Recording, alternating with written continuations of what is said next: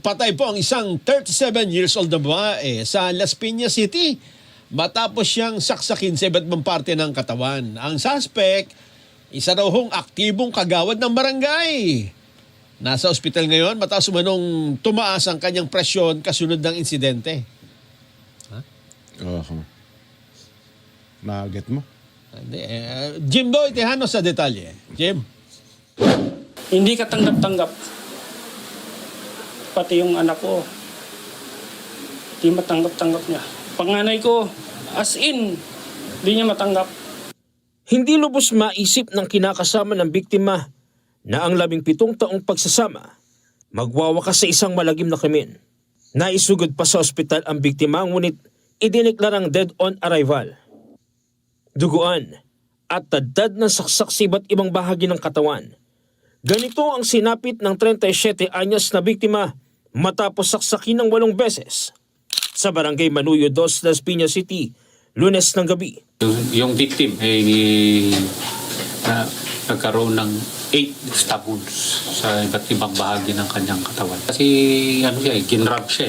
Ginrab siya from behind and then sinagtad ng. Ang suspect, isang aktibong kagawad ng barangay na ayon sa investigasyon, selos ang umano'y motibo.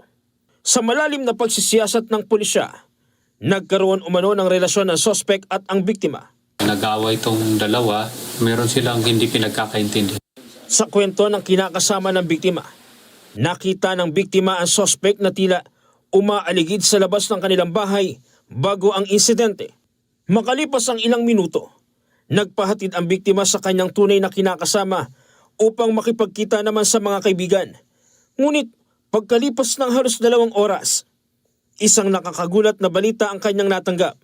Sa kwento ng ilang saksi sa lugar na hindi humarap sa kamera, bigla umanong dumating ang suspect at kinumpronta ang biktima hanggang magkaroon ng mainitang pagtatalo na nauwi sa malagim na krimen. Siguro 8:30 o 8:30 ganang gabi, ganun siguro. Tapos nabalitaan ko na ganun na may nangyari, may nasaksak doon sa 5. Tapos takbuhan yung mga tao dito. Tinanong ako ng mga kapitbahay ni yan ba si ang sabi ko naman sa kanila wala, nasa 5. Yun, nasaksak daw sa kagawad ng Manuyo 2. Sa naging pahayag ng kinakasama ng biktima, dati na rin nakatanggap ito ng pagbabanta sa buhay. Pinagbantaan niya talaga si Glayza, pina-blatter niya, sa barangay. Kung di ka man lang mapunta sa akin, ipapatay na lang kita, ipadampot. Na-recover ng Las Piñas Police ang 2 patalim na ginamit sa krimen.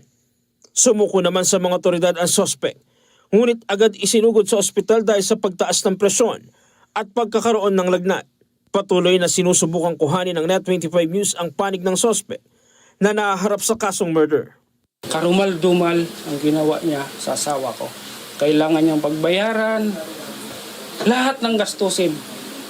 Dapat na bulok sa bilangguan.